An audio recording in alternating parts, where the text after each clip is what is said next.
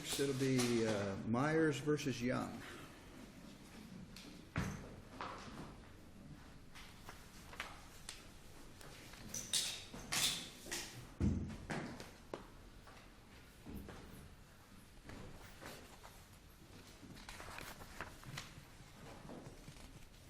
Good morning. Good morning. May it please the court, I'm Shelley Leinicke on behalf of Ellie Myers, and with me at council table was trial counsel Mike Reed. With the court's permission, I'd like 5 minutes for rebuttal, and we have a lot of points that we've raised, so if I don't cover anything, I'd like to rely on my brief for it. We're appealing from a partial summary judgment and a subsequent final judgment entered after a verdict. The partial summary judgment related to the issue of the question of inherent danger, and as a result of that ended up making a ruling that my client was vicariously liable for the acts of its subcontractors. The partial summary judgment, we contend, was entered based with hotly contested facts. In fact, some of the factual issues were even acknowledged in the court's order, and there was no supporting case law to allow the court to rule that the facts in contention here are inherently dangerous. And of course, under Doak versus Green, the court said that you can only make a ruling as a matter of law on inherent danger where there's either no factual dispute, there's a statute on point, or where there's a prior decision that permits, that is factually the same. Because of this partial summary judgment, my client's ability to try this case was remarkably changed. We were left with nothing but... Just let's slow down. I know you feel like you don't have enough time to say what you want to say, but you have the American Home Insurance case dealing with the Kissimmee Utility Authority build a new power plant. Isn't that factually pretty close to your case? Which case, Your Honor? The Kissimmee case, American Home Insurance.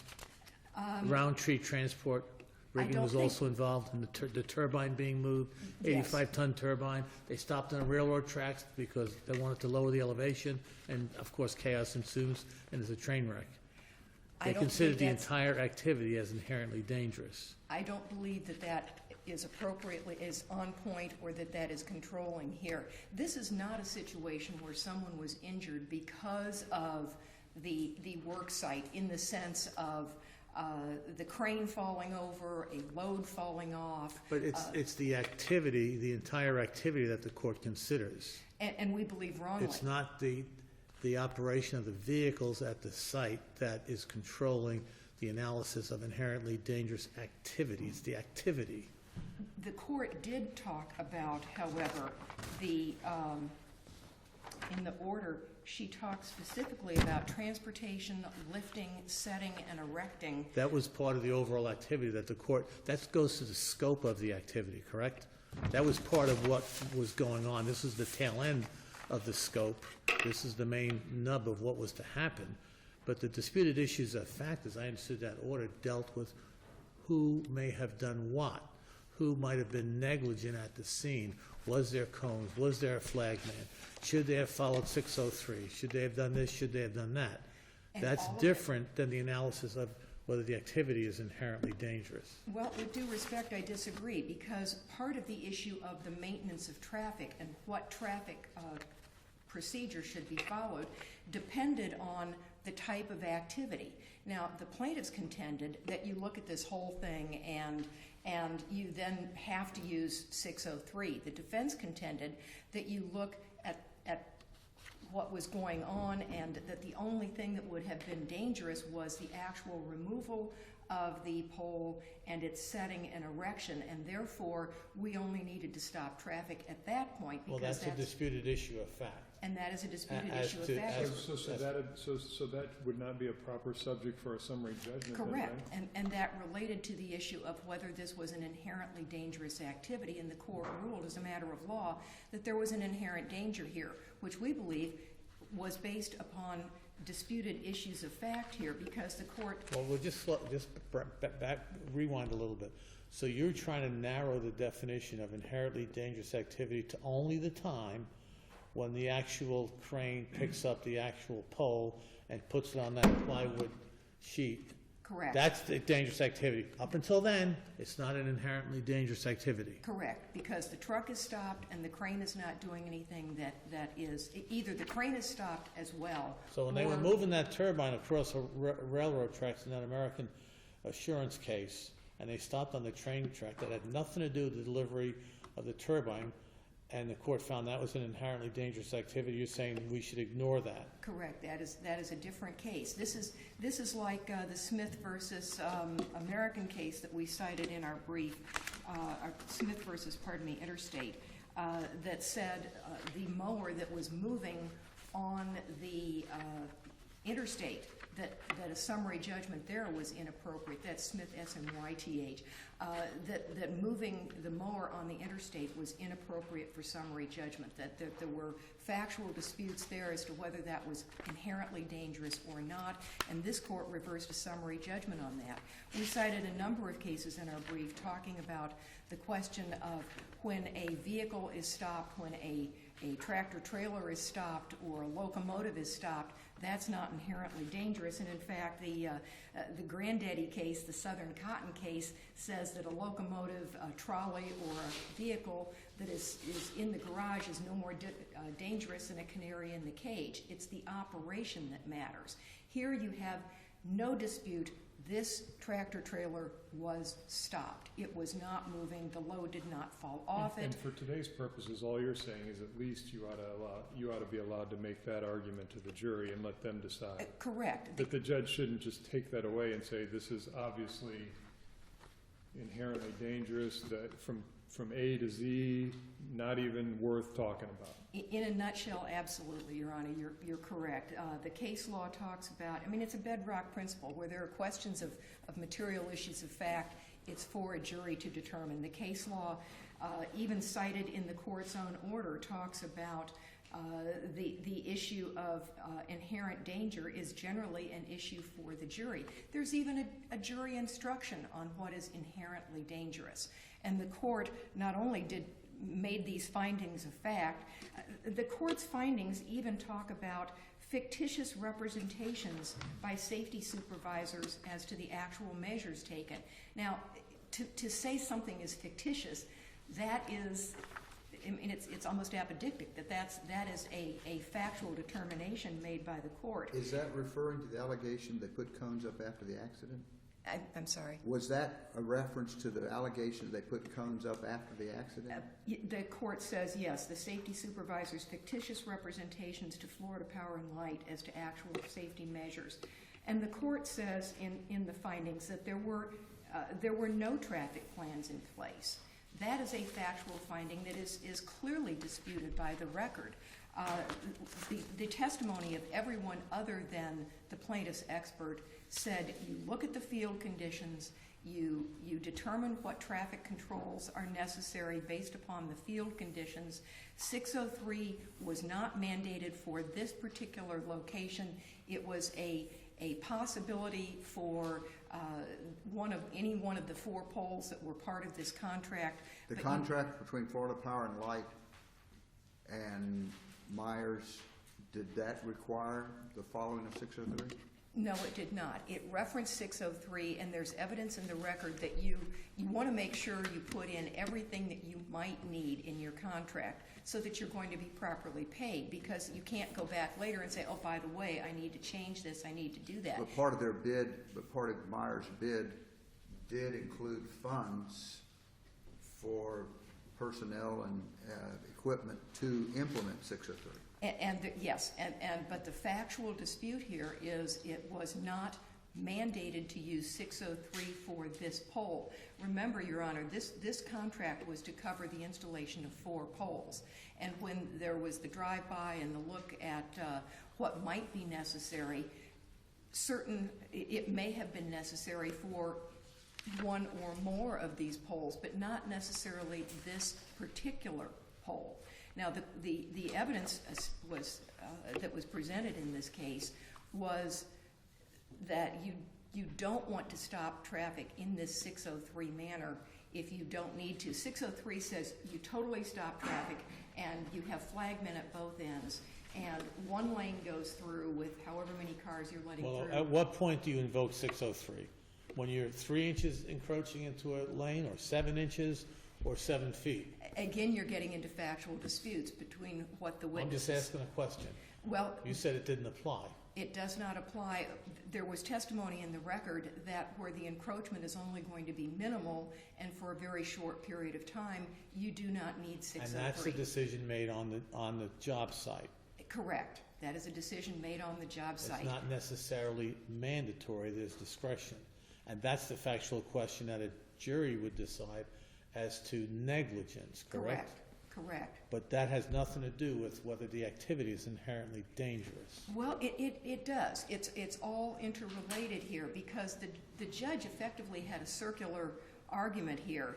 Well, there's work going on, therefore you need this particular maintenance of traffic because the work is inherently dangerous. You didn't have this particular maintenance of traffic, therefore that proves that it was dangerous because this accident happened, and it gets all circular here.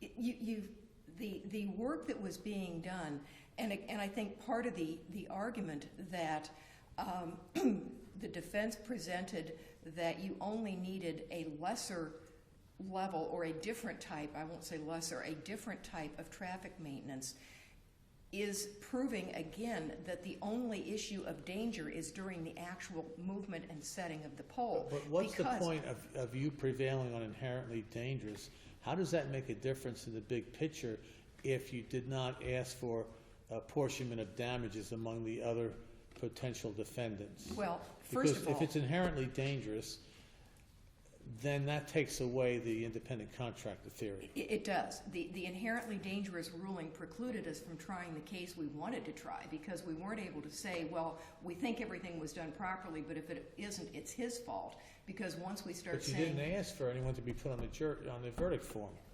except for Nyberg.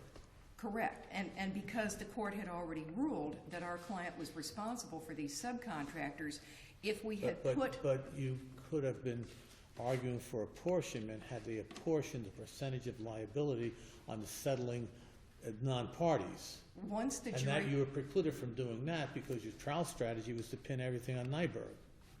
We could not ask for an apportionment jury verdict form without creating an impossibly complicated and confusing Was that argument made to the trial court? I believe it was. I don't see it. You'll have to give me the page then in the record. I can't point to a page. Neither can I. I will look for it. Asking for apportionment would have been problematic because the jury was told the verdict has to reach 100%. And if the jury's told it has to reach 100%, but Ellie Myers is responsible for the acts of the transport and the crane, now what are we going to do? We're going to have Ellie Myers at whatever percentage it is, and then we're going to have extra lines for these other people and Nyborg. Now, do we add that up and it comes up to more than 100%? Or what's the jury going to do? But you got $800,000 out there that's been paid on this case. Correct, because we're 100% responsible. We should have a full set-off for that. Well, it's a quid pro quo. But you didn't apportion it. It wasn't apportioned on the verdict form. That's the problem I'm having on that issue. The judge said there would be that we were 100% responsible. Once we're 100% responsible, there can't be an apportionment on the verdict form because you create inherent ambiguities in the verdict form itself. In other words, assume you have the 56.6% that the jury apportioned to Ellie Myers. On top of that, do you then have, let's make numbers 10% each for these other two. Now, is Ellie Myers 76% at fault, or is that remaining 20% that's 10% for each of these other entities just sort of ignored because it's now back, we're already responsible for them, so it's just a matter of idle curiosity. Why don't we switch to punitive damages? Tell me why you think the punitive damages issue is a winning card for you. Punitive damages requires clear and convincing evidence that the defendant was responsible and was personally guilty of either intentional misconduct or gross negligence. And we cited case law saying that you can't just amalgamate small risks to come up with the combined total where the likelihood of injury is substantially certain. So That's exactly what was done here. There was no evidence of intentional misconduct by L.E. Myers. There was certainly no evidence of gross negligence, that L.E. Myers was so reckless or wanting in care as to constitute a conscious disregard. This is not the Como oil, the white motors, those kind of cases that are the almost intentional or manslaughter standard. We had significant evidence that our client acted appropriately in what it did. And there was no clear or convincing evidence that is such a weight as to be a firm conviction without hesitancy of the truth of the allegations. So we don't think that it was appropriate to have punitive damages here in the first instance, and even if it was to be allowed to the jury to consider, we should have gotten a directed verdict on that. And that relates also to the fact of the plaintiff's send-a-message closing argument that occurred before the jury made its initial determination of damages. I submit that this would be You're the at your same. 15 minutes, so you can use it, you please. Let me Sure, right speed ahead. talk for just a moment here, if I might. Allowing the send-a-message argument at that point would be the same thing as in a normal bifurcated trial of liability and damages, allowing the plaintiff to say, now you're only here to talk about liability right Well, now. if you went on the punitive damages, then there's a problem with the damage award because the send-a-message was made in phase 1 of that trial. Yes, it was. And that would be improper if you went on the punitive damages. If you don't went on the punitive damages, it's less problematic, correct?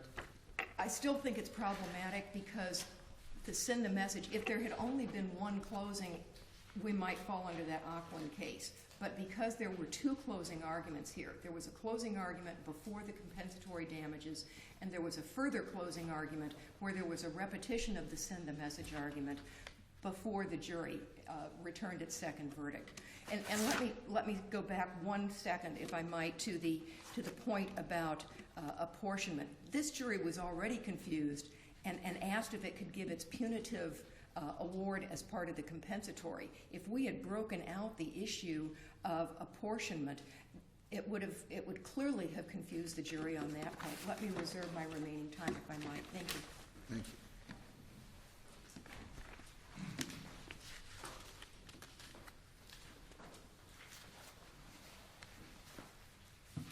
May it please the court.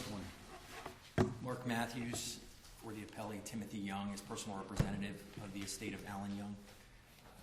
Your Honors, throughout this case, the trial court made several reasoned decisions that were supported by the facts and supported by the law.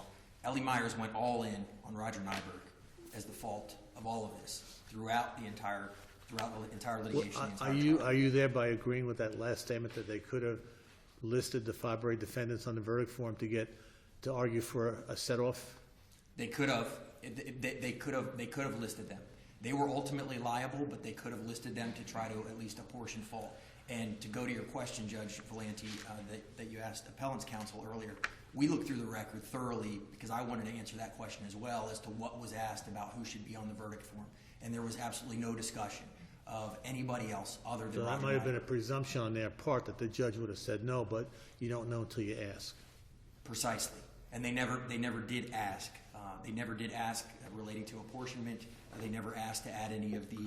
Let's go back to phase 1 of your opening on the inherently dangerous activity. Why wouldn't that be a jury question? Judge, here it wasn't a jury question because, as the case law allows, Which case law are you talking about? particularly Doak versus Green allows it, and several other cases, Midyat versus Madison.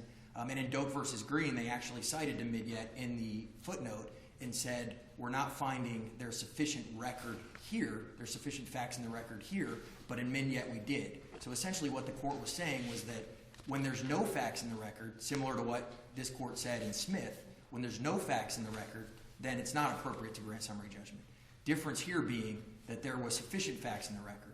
Even if those facts are disputed? The argument that the argument relating to the facts that were in dispute were not material facts related to the court's decision in granting summary judgment. The argument related to maintenance of traffic. What specific facts were not in dispute that alone justify the finding of inherently dangerous? Judge, it was admitted Florida Power and Light hired L.E. Myers. L.E. Myers hired Roundtree and Merchant, who hired Ronald Baker and Tony Lefebvre. That creates the relationship.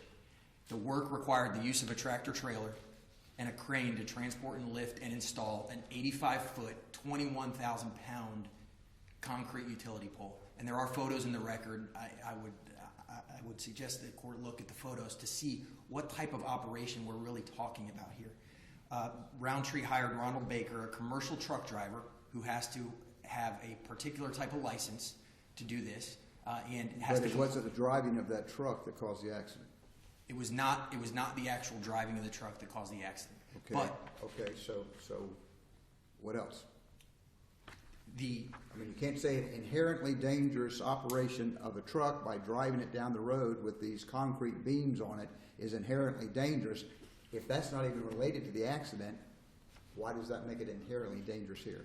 well, Judge, And I know, we're going to take the whole circumstance. Well, the whole circumstances are, you got a car driving in the road and something going over on the side. Not what happened in West Palm Beach when they left with the poles. it was not our argument that the tractor trailer and the pole were completely separated from the cause So of the so crash. it is inherently dangerous for a truck to be parked beside the road with concrete poles on it. That's inherently dangerous. As a matter of law, that's inherently dangerous. Doesn't matter where it's located, because that may be a factual dispute. The fact that truck is parked there with concrete poles on it is inherently dangerous. We can look to the court's analysis in the Assurance Home case, the Florida Supreme Court. And what they analyzed was the size of the equipment that's being carried, the size of the vehicle that's being Again, used. a semi-truck with concrete poles parked beside the road is inherently dangerous. I believe in this circumstance it was. In this circumstance, why? Because of the entirety of the operation. Okay, Because but entirety of the operation, how? Because it was allegedly parked in the roadway, but also allegedly was off the road. Why is that a fact? Why isn't that a factual determination a jury has to decide, rather than judge saying, I don't care where it's parked, the fact there's a truck out there with poles on it is inherently dangerous. and Judge, they didn't dispute at summary judgment that the tractor trailer wasn't parked in the lane at least a few inches. That was not even a disputed fact at Okay, summary judgment. so the few inches, the fact that it's there at all makes it inherently dangerous. I believe so. Even though there were people who testified that they were ready to move the traffic around during that particular incident, during that particular time. Traffic is going back and forth already, right? The analysis for the court to make is simply whether the activity is inherently So dangerous. it was or not. inherently dangerous, but all this traffic has been going back and forth and back and forth. But it's inherently dangerous for this particular vehicle because it got hit and knocked into it. Well, that goes to the cause question, which was still left to the jury after the court's order. So the fact, if it had been parked 7 inches over and parked beside the road, and Mr. Nyberg hits this guy, hits Mr. Love, and bounces him over there into it, it's inherently dangerous because it was out there beside the road. The inherently dangerous analysis just looks at the activities that are being performed, regardless necessarily, and Judge Moreland talked about this at the hearing, regardless But necessarily. help of me where- understand why it isn't a factual issue. I mean, unless we can say as a matter of law that truck being parked out there is inherently dangerous, so that if by some circumstance somebody happens to hit it, I don't see why it isn't a factual issue, that under these circumstances, the way this played out, it became inherently dangerous. But under other circumstances, it would not be inherently dangerous. Because the analysis of the inherently dangerous activity, application of that doctrine, is simply to look at the activities that are being performed and determine whether there are non-delegate. And the activity being performed here is it is parked. Nothing more, but it is parked. It was parked. They were getting out to lift the pole. The crane boom was actually extending.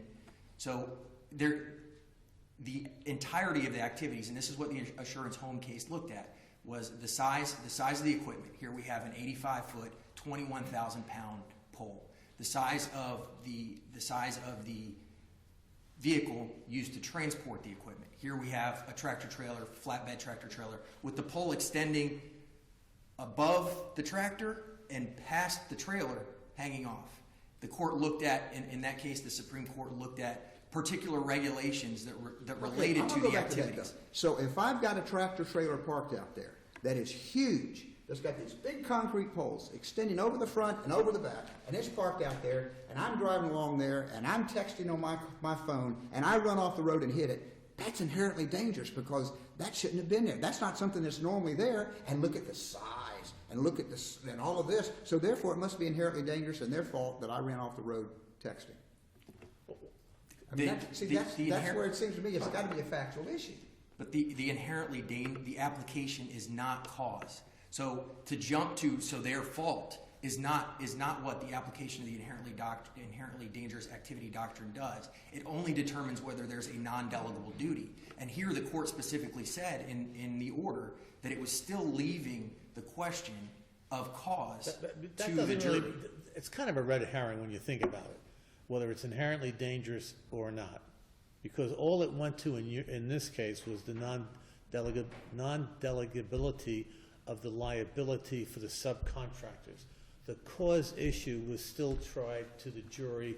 You got this missile being projected into the air by another person doing 91 miles an hour. That still went to a causation and fault. And then there was a dispute as to whether or not it would have happened if the trailer was parked 7 inches further to the right or in the roadway.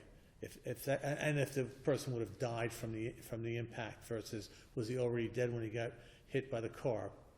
I mean, those are all jury questions. The judge didn't take those away. Yeah, but it seems to me it's a tremendous advantage to hear from the judge's mouth that what they were doing was, as a matter of law, inherently dangerous.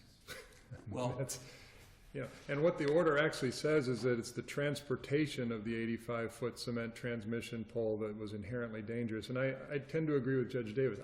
There's all sorts of things on the side of the road that will hurt you if you drive off the road. That doesn't make them inherently dangerous. What's inherently dangerous is if the thing was rolling down the road and it was not lit or it was going too slowly or this, that, or the other. It's not the fact of it's being parked. I don't see it. I just don't see it. Well, if you take the crane, if the crane had moved the thing out there, the crane boom fell on it or something like, fell on the car or something like that. But I had to be candid with you. In reading the brief, I'm not real clear whether the pole was actually being lifted or not. I think one place it said it was still stationary on the truck. That's what I was So if it's stationary on the truck, then we can't say that the crane was inherently dangerous because it had lifted the pole and put the pole in the way of the accident. Judge, if you look to the Assurance Home case and the National Railroad case, which was the 11th Circuit case, and then the Florida Supreme Court followed up and essentially adopted the reasoning of the 11th Circuit, they looked at several factors. There they were transporting a turbine that at the time was not But moving. let's just, maybe there's disagreement on this issue among all of us, but let's just assume arguendo the court had discretion to find it was inherently dangerous as a matter of law, doing its gatekeeping function, and didn't have to tell the jury it was inherently dangerous. It only had to give the standard instruction that I now instruct you, Ellie Myers is responsible for the negligence of XYZ. The trial judge didn't need to use the words, and the trial judge didn't need to embellish and describe this oversized pole. The judge went further than necessary to accomplish the result intended, was to just say liability is what Ellie Myers, you can't delegate it to these other people because the overall activity is inherently dangerous. I mean, whether it was or it wasn't, but what was the point of giving those embellishments in the jury instructions? Because trial counsel convinced that judge to fray from the standard jury instructions. Judge, I think first what we need to look at is the standard that applies here, and the court needs to determine. If you get that instruction in any inherently dangerous activity beyond these facts, under these facts, you get them in any case that's inherently dangerous. The judge expanded because the argument below was, oh, it's not enough, the jury's going to get confused. You didn't need to tell them anything other than, if you're wondering why these folks are not on the verdict form, they're not on there because Ellie Myers is responsible for all their actions. And the reason that it was helpful to the jury in this circumstance was because it allowed the jury to understand why the court was directing them. Why do they need to understand that? Well, that's not the jury's function to understand the law. They have to follow the law. But it helped them analyze the negligence of the parties who were out there. and having an understanding. They heard testimony from Ronald Baker. So the jury may not find them as negligent, but since they've been already found to be inherently dangerous, the judge has already told us that there must be something wrong. Well, in the instruction only went as far as saying inherently dangerous. It didn't describe what inherently dangerous meant, like the Humana chips case. It described the size of the poles and all that kind of stuff. And that was evidence. That was in evidence at trial as well. But does a judge always recite evidence and give it instructions? No, Judge. But I think in this particular circumstance, similar to what was necessary for this judge to go into the evidence in this instruction? What issue required the judge to go beyond what is normal and go into the evidence? I believe it helped the jury understand the negligence of Ellie Myers. From a particular party's perspective, but as a matter of law, what necessitated it? I think we need to, if we come back to the analysis or the standard that the court needs to look at, the trial court's giving of the jury instruction, it needs to determine whether it was an erroneous or incomplete statement of the law. It wasn't. It needs to look at whether the giving of the instruction resulted in a miscarriage of justice. There's no argument that it resulted in a miscarriage of justice, and that the court needs to look at whether the instruction was reasonably calculated to confuse or mislead the jury. It wasn't. It did not confuse them. It did not mislead them. There's nothing confusing or misleading about it. So when we look at the standard that this court applies to the trial court's giving of that instruction, it was an accurate statement of the law. It did not result in a miscarriage of justice, and the instruction was not reasonably calculated to confuse or mislead the jury. Let's talk about punitive damages. Yes, Judge. Punitive damages, as far as a directed verdict, as this court knows, the evidence was to be viewed in the light most favorable to my client, the non-moving party.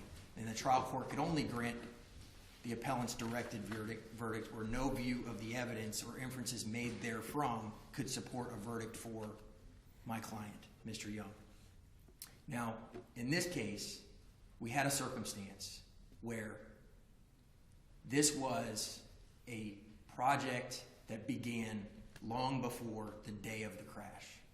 There were bid meetings. There was a bid package that talked about what the company, whoever won the bid, was supposed to do, and it ended up being Ellie Myers. The bid package talked about maintenance of traffic and 603. The bid package talked about safety. Your position 603 was mandated by the contract? Not that 603 was mandated, no. And I don't disagree with what they say, that it is reliant on the field conditions. But once field conditions are met, it must be applied. If 603 is discretionary and they mistakenly didn't implement 603, negligently didn't implement 603, but it wasn't out of any willful or wanton or anything else, why is it punitive damages? Because we argue that it was an intentional decision that they made. And what evidence was that it was an intentional decision made? Obviously, if it's a decision, it has to be intentional. But something more. They did it for a particular reason. That they sat around and said, "Oh, in the back room, we'll just not do 603. We'll save a lot of money." What evidence was there of that? Save time and save money. And Tommy Bird, their safety supervisor, testified at trial that crashes around a work site like this are a foreseeable inevitability. He said it's a foreseeable inevitability. But it's not foreseeable that someone's going to be rear-ended at 91 miles an hour and made into a projectile to go launching into the pole that happens to be 7 inches on a trailer into the roadway. I mean, is that foreseeable? It sounds like a Paulsgraf case to me. With the clock on the Long Island Railroad and the bag of dynamite. What's foreseeable is the potential for a crash to occur around a work site, and therefore the need to take extra precautions. But not the manner in which it actually happened. Right, and that's... If it happened in the manner that you would expect someone to just hit it because they weren't paying attention, there was no flagman there, that's one thing. But to serendipitously have this car come catapulting at you is no more foreseeable than a comet dropping on the trailer. It was the idea that crashes are foreseeable, and therefore if crashes are foreseeable, then extra precautions need to be taken around work sites like this. And that relates to 603. That relates to some implementation and of traffic 603, what you just admitted, was discretionary, and it relates to on-the-job activities at the time. Let me clarify my statement regarding whether it's discretionary or not. 603 is mandatory once the field conditions are met in 603. To your question earlier, Judge Valenti, the field conditions are any time a vehicle or work activity is taking place within 2 feet of the lane of travel, not even inside the lane of travel, but within 2 feet of the lane of travel. 603 is mandatory. So yes, it's mandatory once the field conditions, once the conditions are met, and they were met here. There was no dispute as to When that. were they met? At what point were they met? They're met immediately when the trailer parks within 7 inches, or when the crane is about to lift the pole? Immediately when there's any vehicle or work activity going on within 2 feet of the lane of travel. And here the evidence that we have is of the tractor trailer being parked within 2 feet of the lane of travel at least 30 minutes before the crash happened. So therefore, 603 would have been required immediately when that tractor trailer parked within 2 feet of the lane of And travel. that would have been a jury question, correct or not?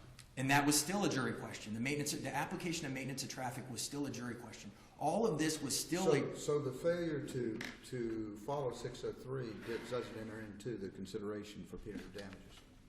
I believe it did, Judge. If the jury Well, would... if it's a jury question to decide whether it should apply or not, how does the judge know prior to trial to allow a punitive damages claim? Well, Judge, I mean, he's the gatekeeper. He's got to give permission way back in the initial stages that this is a situation where punitive damages are appropriate. And if 603 is a discretionary call, he can't use 603 in consideration for punitive damages. Judge, the argument here is as to the directed verdict and not allowing us to amend to add the punitive damages. But even then, the standard for the court to look at was to view the evidence in the light most favorable to the moving party, who was us. And we argued that 603 should have been followed. They made an intentional decision not to follow it, trying to keep the money that they were paid to implement traffic control with knowledge that implementation of traffic control... So anytime there's a negligence issue that can be shown that if they'd done one thing they could save money, but they didn't do it, they're going to lose money, that automatically makes it a punitive damage claim. I think the difference here, Judge, is... I mean, if you had testimony, they sat back in the office 3 months ahead of time and said, now, whatever you do, don't you spend that money on 603 people.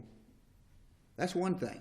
But if you get out there at the side of the road and they make a bad call that, well, yeah, they had the money allocated, but they chose not to do it, and they chose not to do it because they didn't think the traffic required it, that's a different story. And that's a jury issue. The difference here, Judge, was, and it was a jury issue, and it did go to the And jury. they've got to have some evidence to show that it went beyond what I just described. The difference here, and the evidence was that they had knowledge, Ellie Myers had knowledge, that the implementation of traffic control was to prevent crashes and injuries. But wasn't the and argument death. below that there was no traffic plan? Th- Wasn't that- the argument below there yes. was no traffic plan? And the evidence was conflicted as to what the traffic plan was, but there was a traffic plan. Whether it was adequate or not, or whether it complied with 603 was a different story, and that goes to negligence, not willful disregard, flagrant disregard, or a manslaughter type analysis. The way that we got there, at least in the argument, was that they made an intentional decision not to implement something that they knew was required to prevent injuries and to prevent death and to prevent crashes. And how would that have prevented this accident from happening? That's speculative, correct? It might have, but it's speculative, and there's all kinds of argument that it may or may not have happened without 603. But viewing the evidence in the light most favorable to us as the non-moving party, that was the argument that we were making, that they made an intentional decision to do something that they knew was required to prevent injuries, crashes, and death, and they did it for financially motivated reasons. Okay, you're at your 20 minutes. So. Thank you, Judge. You already finished your thought, but you need to wrap it up. Judge, we would, Your Honors, we would simply ask the court to affirm the final judgment. Thank you. Thank you. May it please the court, there was a question about the pole. It was strapped, and it was still in the process of being unstrapped, and it had not yet been hooked to the crane. One point I didn't mention earlier was that the issue of punitive damages was based on the entire verdict, not just my client's portion. Now, obviously, if we don't get to that, it becomes irrelevant, but we do believe that the punitive damages should only be based on our client's share of fault, not the entire amount. The issue of transport here, transporting, lifting, etc., those are active verbs. There was no active work going on here in terms of transporting, lifting, moving this thing. There was a dispute as to whether 603 was needed. Everyone agreed that some traffic plan was needed, but the dispute was whether the field conditions required 603. There was ample evidence in the record that if the truck is only there a short time or it's minimally impinging, that you don't need 603. There were cones, there were flagmen ready to go as soon as the crane was going to be attached and this pole was going to be lifted. So the case law says that a tractor trailer is dangerous only in operation. Seitz versus Zach. This case would have had the same result if the truck had been 2 feet off the road. This car was catapulted into the side Well, of the they had truck. an expert to say otherwise. But it still would have hit the truck. There's no question it still would have hit the truck. The way this happened, the plaintiff is going, he's stopped, he's hit at 91 miles an hour, his car spins counterclockwise, accelerated from the stop to some 50 miles an hour, and it hits the back of the truck, which in fact the pole is what kept it from rolling over. The pole hit the top of the car. The pole never hit Mr. Young.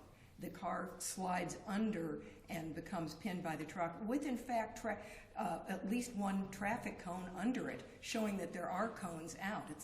That's in photographs here. Concerning the jury instruction, the summary judgment led to the consequence of a jury instruction that said the transport, etc., of this pole is inherently dangerous and L.E. Myers is responsible. That affected, it gave the plaintiff an incredible advantage. It was not a level playing field. It was an argumentative instruction. And the jury, the summary judgment that the court had granted. Well, what was the advantage it gave them? Because the damage award was not exorbitant. Well, I mean, it was $1.2 million reduced by the percentage of Nyberg's negligence. correct. The jury For a was wrongful told, death though, case, and the guy lived for 2 years in agony. had the jury been given the appropriate instructions on making its own decision on inherent danger and not being told that L.E. Myers is responsible for the acts of its subcontractors, there might very well have been a no liability verdict in this case, because the jury was returning a verdict saying L.E. Myers and the subs, all of them, they're all stuck with what happened here. And that was an argumentative instruction that took the plaintiff's side of this case. We would ask the court to reverse this case for a new trial without this summary judgment, and also we would ask the court to comment that the punitive damages are not appropriate under the facts of this case. Thank you. Thank you. Thank you both. Sure. Okay, that takes care of our 9:30 docket. We'll stand and recess for about 15 minutes and come back and take the remaining two cases.